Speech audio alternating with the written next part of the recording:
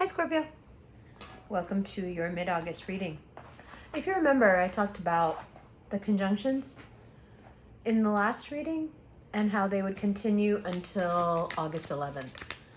So really, these new readings don't start until August 11th because those conjunctions have been covered, and I don't want to give you another reading that's basically just a repetition of half of the last one.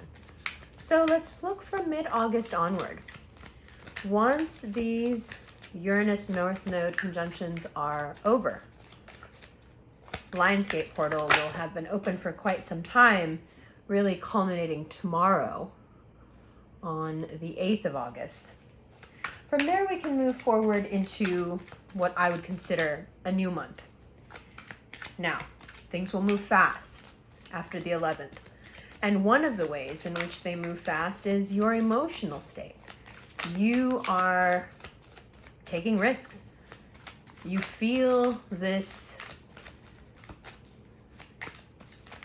undeniable push.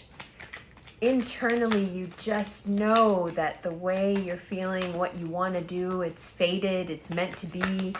Nobody can stop you. You feel like you have all the direction and all the power, and your emotions back you up. So it's really nice to feel confident and secure and like you're doing the right thing, and like, again, like I said, like it's meant to be, right? Now, the cool thing about that is that because you're feeling so magnanimous and positive, you're kind of okay with anything that's broken. You're like, yeah, I can fix that. It's fine. Some of you gave up on people because there were things about them that you just couldn't see yourself ever being able to fix. Now, they don't seem like such big obstacles anymore. Now they seem like easily solvable problems. Even if you have to do all the solving on your own, you're kind of fine with that. On August 11th, like I said, is when the month really begins for you, and that's when Venus moves into Leo. And you're feeling this urge, especially if it's a Gemini, but even if it's not, it's someone who just gets a lot of attention from people. And you're so drawn to them, especially as we move into the beginning of September. You just can't keep your Scorpio self away. They're so shiny to you. They seem to say all the things that cause all the controversies. There's something about them that's so brazen and unapologetic. It makes you feel alive. So after the 11th, or perhaps right on the 11th, this person, even if you've known them for a while, the view you have of them clears a little bit, and you see them perhaps for the first time as they really are, and not just what you wish they weren't. Maybe that's the right way to say it. But it will feel like the culmination of a journey, this coming back around.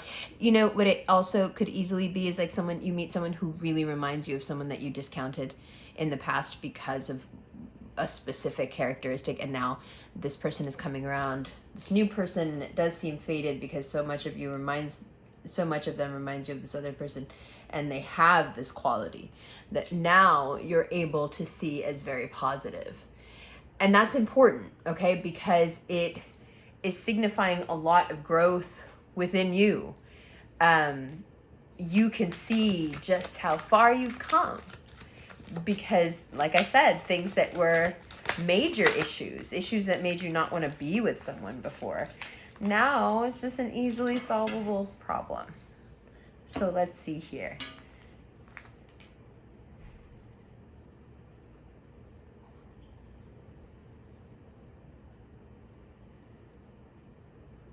I think the rest that you're being required to take here has to do with the sacrifices you need to make for this, what do we want to call it? For this reawakening, let's say. There's a price to be paid for it, as there is a price to be paid for everything. And you need your peace and your silence to come to terms with what it is that you have to do. And what is it that you have to do? You have to let go of some grudges. You have to let go of some anger. You have to let go of some things that really you have taken personally, and you've held them with you, and you've walked far with them. And for some of you, it's even been the motivation to get you to where you are. Some of you, this betrayal has made you who you are. It pushed you in all the right ways, even though it was with quite some pain and shame. It pushed you to become something great, but still with this kernel of holding on to something extremely negative, something that brought you so much pain. And now you are asked to not only be around this thing, but to see it differently, to see how far you've come, right? In relation to this person and to this pain, to see how complete your healing, your evolution has been, that you can see the good in them, that you can take back this sword, that you can reestablish a connection. For those of you who are doing this with a Virgo, you may find that that person is a lot more hurt than you think they are. And Mercury is in Virgo, so they might even want to tell you all about it. They're not holding back how you've made them feel. A lot of them do feel that you've taken their power and that you did so deliberately. And we'll talk about that, because that is something that we need to consider in August, is that there are these deeper truths that we never want anyone to know about us. And in August, people seem to blindly bump right into those truths and say them out loud. And we're just like, ouch, that was so uncalled for. I didn't need you to do that to me. I didn't need you to say that out loud, even though it is terrifyingly accurate. Now, there is a tendency here, as you can see at several points, the mind is activated and you are just so sure that you know exactly what needs to happen, how it needs to happen, especially when it comes to work. But it's very, very difficult to be around you when you're like this, especially if you're in a position of authority, which you obviously, many of you are. And so to be gracious in a position of authority, again, to be magnanimous is the key to not only winning August into September, but also securing a much more important prize. There is somebody who I don't want to say likes you, that's very puerile, respects you. Someone who is observing you, someone who is trying to make up their mind about you. And if you are magnanimous at this time, if you do not give in to your more petty impulses, if you do not get down to the level that you are very capable of going to, but you choose not to, there are many prizes to be had, Scorpio, in September, inshallah. Now, if you feel like this healing just isn't happening on its own the way you want it to, you still feel yourself holding a grudge, you still feel yourself, somehow victimized and feeling like you've been cheated, or you need to get out of your head. You need to get out of your space. You need to go out. You need to experience things and talk to people and talk to different types of people. This bubble that you create around yourself of people who think like you and act like you and talk like you and dress like you and think, about the larger things in life like you. Yes, I get it. But it's that, again, it's this fixed echo chamber. Same thing going on with Leo. Same thing going on with Taurus. Same thing going on with Aquarius. You guys get locked into this space where it's just you, and you create these, different versions and duplicates of you. You need to get out of your bubble. You need to get away from everybody who likes the things that you like and does the things that you do, and go do something different. And for God's sake, try to do it with an open mind. You may, and whoever this person is that somehow you're gauging your evolution by, they may be the ones who are like, come do something different with me. This is crazy that you're still doing this. How are you not bored out of your mind? Even this is better than, right? Now, if you feel like you have some unavoidable financial loss coming up, you already know, if you know that there's, indications that you're going to have to spend some money that you don't think it's fair or whatever it is, do not blow up about it. Try very hard to not lose control. Do not take it out on yourself. Do not blame yourself for whatever is happening. Do not go into this competition a little bit with yourself of like, oh, you could be better, you could be better. You may actually be feeling this competition because of work. You may be feeling like you have to keep up and compete with people at work when really what you should be doing is taking a step back and relying on the fact that you know what you're doing. And you don't really need to jump through all these new fiery hoops just because other people feel like doing it. So if they want to compete, Scorpio, let them compete. I don't really see what that has to do with you. Okay? Now, after the 11th, there are a couple of weeks here that are coming up that are tough. And you'll feel this pressure, and then this pressure will want to take you down. It's like the thing where you're going from the height of the height to, right, to the earth, to mutable earth. And this pressure, it's just another death-birth cycle for you, but this one is coming like out of nowhere. You didn't plan for this one. This one is very unexpected. And so when you don't really have control over your death-birth cycle, it's a little irritating to you. It's another loss of control. And that's a big theme in Leo season in general. But once we get into Virgo season, it turns into something else. It's not even just a loss of control. It's a loss of... There are people, okay, let me put it this way. There are people whose personality is based on the fact that they control people and they're good at manipulating others. But if you have that loss of control and manipulating others is no longer a defining characteristic of you as a person, is there anything else underneath that? Because that is the kind of characteristic that will cannibalize everything around it and leave you pretty shallow and pretty empty, pretty surface and superficial, right? It has a tendency to eat up everything around it.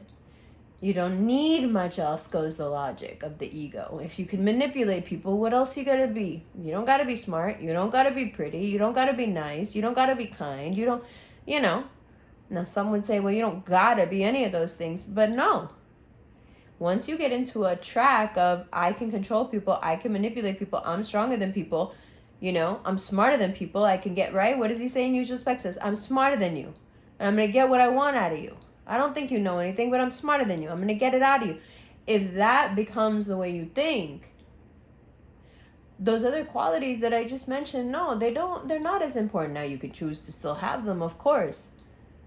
But no, they're not vital to your survival. This, however, can become the thing that keeps you alive, which makes it even more difficult to get rid of, which makes it even more difficult when somehow the rope is slipped out of slips out of your hands and you no longer are participating in this power tug of war. What happens when you lose the power struggle, Scorpio? Is there a day after?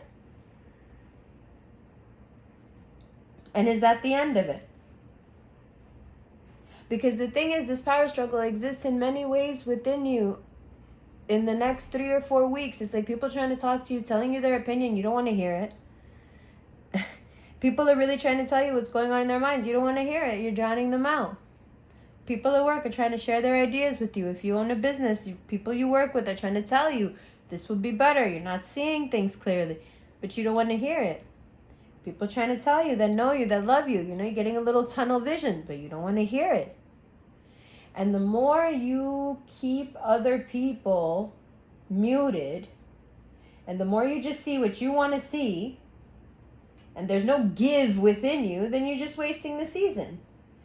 You're wasting the season where you can really connect with people and listen to people and get a lot out of it. Sometimes, Scorpio, you have to admit that your brain is not working the fastest. And if you don't have access to your bag of tricks, which it looks like you don't, you might be better off listening to people who don't need that bag. Perhaps it would be a wonderful time to learn how to live without that bag. Because you don't really need it. The cheap manipulations, the control, the guilt trips, the lies. These are things that anybody can use, but we don't need them. And you sure as hell don't need them. But sometimes it's like we get comfortable, right? I don't know if Mel Gibson's a Scorpio or not, but it's just this is one interview that sticks in my head when he was talking about M. Night and being in that movie Signs. And he was saying how it was so fun to work with M. Night because after such a long time of being a movie star, here was this director who wouldn't just let him phone it in. He had to work for it. Now the other person in that movie, Joaquin Phoenix, is a Scorpio and is brilliant in the film. But I like the idea of Mel Gibson being so honest and saying, you know, M. Night didn't let me phone it in. What happens when you can't phone it in? What happens when the easy buttons that you can press within people get you what you want? You know, when those buttons are off, what happens when you have to really deal with people maybe? Because the thing is, your dominance, your superiority, your beauty, the way you can intimidate people, that's not affected. But this ability to sway people, just overpowering people by sheer will and domination, that's not working right now. Leo season's not about that. It doesn't like that vibe. And we carry that into Virgo season because Virgo season is a season of humility. So you're starting up on a journey now, which is very different from your natural state and what you like and what you're used to.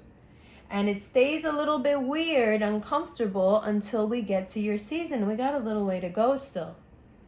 So we want to take this time and make it the most helpful for ourselves that we can. If we know that we're going to be a little big and bad and foolhardy about things, then if someone quiet and meek is trying to tell you something, please listen. If you know that there's someone around that's alluring to you because they're just so different from you, try and see if you can incorporate some of the things you really like about them into your own life. Maybe there's something there that you really wish you had. Maybe you can have it. When you reach these points where you feel really tired and also like something is, you know, especially money is being taken away from you, it doesn't seem fair. Remember that the transition from Leo to Virgo season is extreme. And it's hard to get your bearings. It's easy to lose money. It's easy to be hard on the self. It's easy to blame the self. This is very common for the beginning of Virgo season. Don't do that to yourself. Let me tell you, let's talk about it. Let me get my, hold on. Let's talk about it.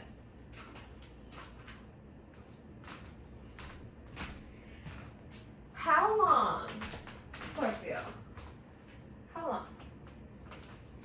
How long are we going to do this thing where every little thing that goes wrong, whether you let anyone in on it or not, you're blaming yourself all the time? Internally. When people wonder why you're so rigid and sometimes you have a problem with growth, you know, because you can death, rebirth all day fucking long, but where's the growth? Where's the growth? It's hard to grow when you can't listen to people, when you think you already know, and of course it's hard not to think that you already know when you know most shit. But the thing is, Scorpio, there's something not better or stronger than intuition, but there's something that can be more helpful than intuition, and that's humility. You can have all the intuition, you can know all the things, but that doesn't mean you know how to process it. That doesn't mean you know what to do with it, utilize it properly. You just know it's going to happen, right?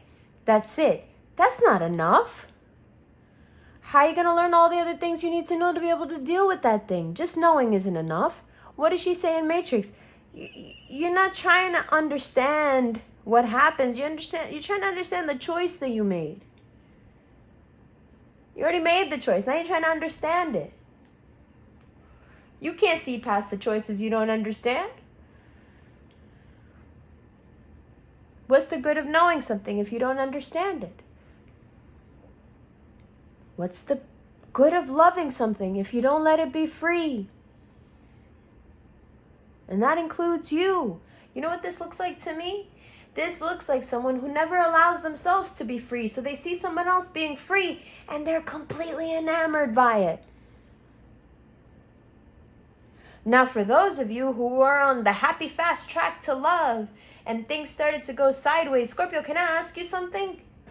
Did you ever think that this was about you? Did you not know from the beginning that we were going to end up here? I need you to be really honest with yourself. And really look at the person who put you here. And tell me what they're like. If you put yourself in situations where you use that romantic brush and you brush everything away because love is going to fix it, romance will fix it, beauty will fix it, my sheer will as a Scorpio will fix it, we get here. Again, death, rebirth, but where's the growth? Where's the growth? Now we have to start looking at things differently. It has to be about growth. Because how many times can this pattern be repeated? What are you not learning? What is the missing piece that keeps you in this cycle? What is the lesson that's staring you in the face that you refuse to see at each pass again and again and again? Nobody can fulfill you. Nobody can make you feel better. Nobody can make you happy. Nobody can make you feel what it feels like to love yourself. Nobody can give you nothing. Not the money, not the people, nothing can make you feel good inside about just being alive. And as long as you keep searching for it out there somewhere, you will keep finding the same answer over and over again. The truth staring you in the face, coming through in the faces of all these different people, saying the same thing to you. Where are you?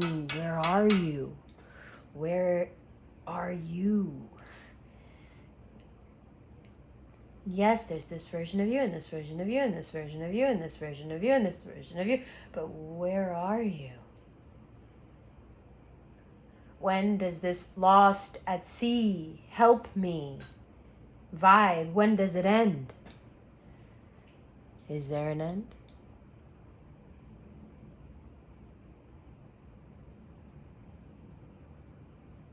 I think if you use the next few weeks properly, what you'll find is that you're holding space for others to tell you what they think. You're holding space for fate to play itself out. You're holding space for yourself as you plummet high, high from the sky down into the depths of mutable earth. You take it easy on yourself and don't take every cheap shot at putting yourself down.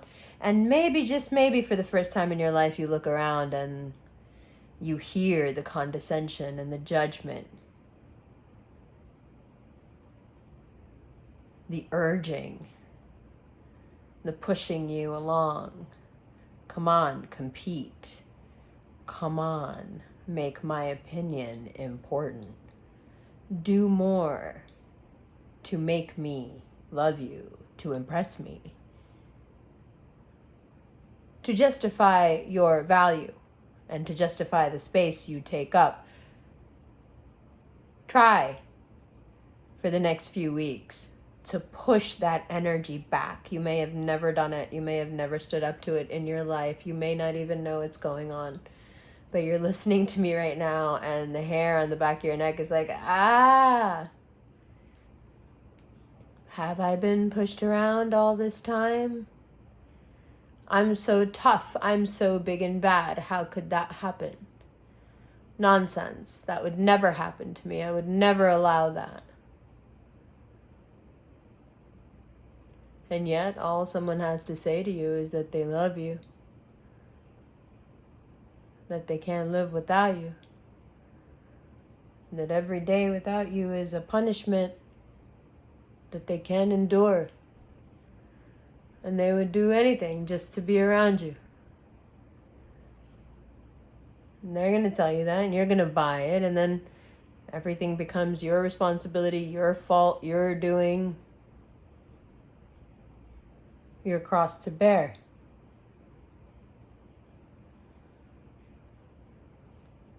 But what if there was another way that was just your own?